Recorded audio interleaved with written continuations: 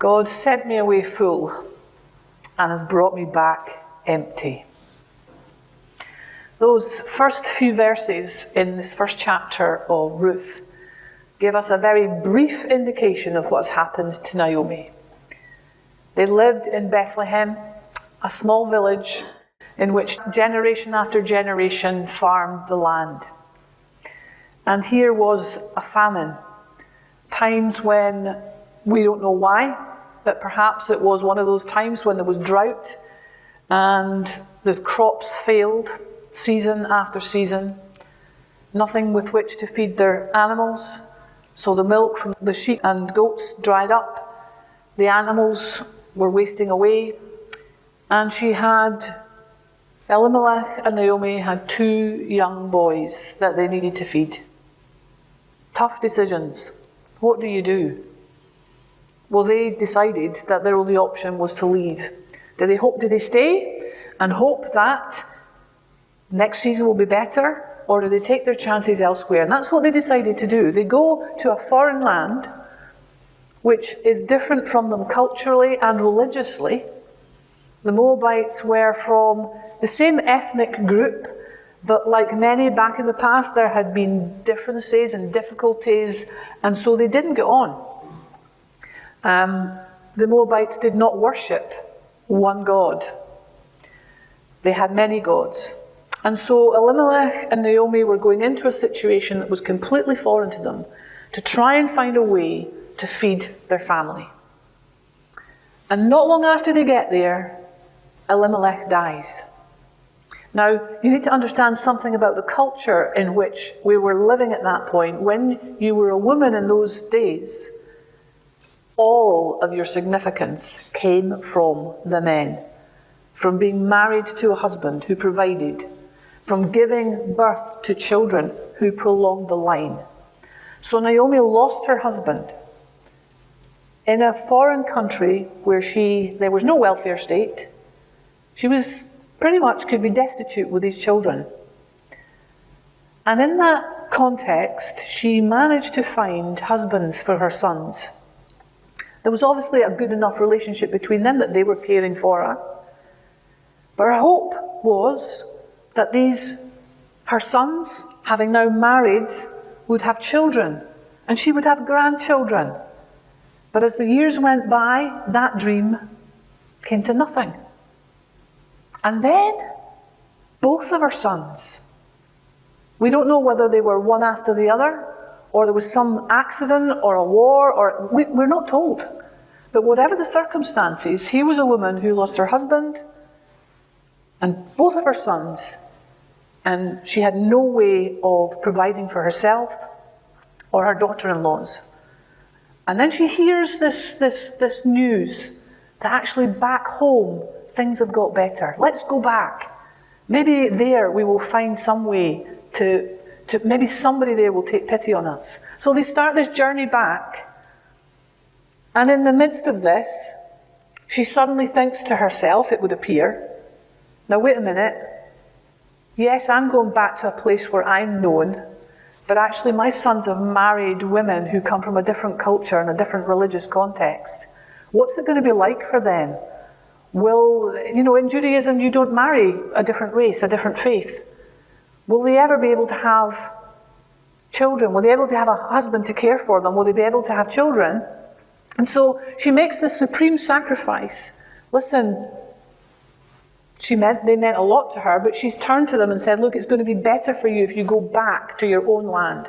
You have a home there. You can be taken care of there. And Orpah, she thinks about this and realizes actually what her mother-in-law is saying is reasonable. It's right, it's good, it makes sense. And there's no blame attached to that. She does what is sensible and returns to her family. It makes sense to her.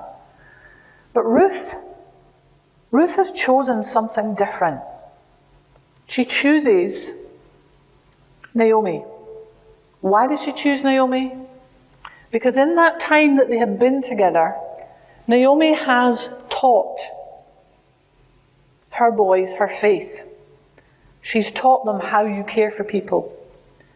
And somehow in that, Ruth has seen the faith that Naomi has had. And so she chooses to make Naomi's God her God and live out her faith by caring for Naomi. Naomi, in the midst of this, quite often is portrayed as a bitter woman.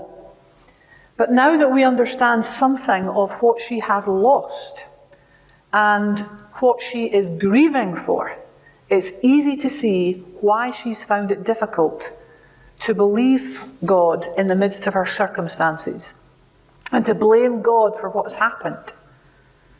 She's someone who is wrestling with her faith. You notice she doesn't say, I'm done with God. She doesn't say, I don't believe in God. She makes clear what her feelings and her thoughts are. Last week, the theme was one of the first Psalm, and we were told that in the Psalms, people are honest with their feelings. They're honest with their thoughts. They're honest with their doubts. They wrestle with God. And that's what Naomi is doing. And she holds on to her faith, even although she cannot see any reason for blessing. She has a tiny little bit of hope that maybe when she goes back home, something will change for her. But she's willing to give up everything else for the benefit of her daughter-in-laws. And yet Naomi comes in. So where is God in all this? God is in her circumstances. He's in the fact that the barley harvest is about to begin. He's in the fact that Naomi has chosen to stay with her. He's in the fact that Naomi has been faithful as well as she's been able to in the midst of everything else that's going on. Now, in this story, we're going to discover that this book of the Bible is not just about Ruth. It's Naomi's story, it's Ruth's story, it's Boaz's story, but primarily it is God's story. This is good news. Although Naomi cannot see this yet, God is in the circumstances ahead of her. He knows what she needs. And although she can't see it at the time, she has come back to the place where she's been embraced by the community she left, even although they find it hard to recognize her. Is this the Naomi that left? Circumstances in life have changed things for her. But we'll see as the story unfolds that God is in all of that. Each one of us knows what it's like to lose someone.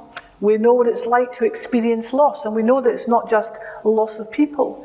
It can be loss of our health, it can be loss of our career, it can be loss of a hope or a dream. God knows what these things mean to us, but He also knows what good things He has ahead for us. So we hold on to that, and we trust in God, no matter what our circumstances may say to us. Amen.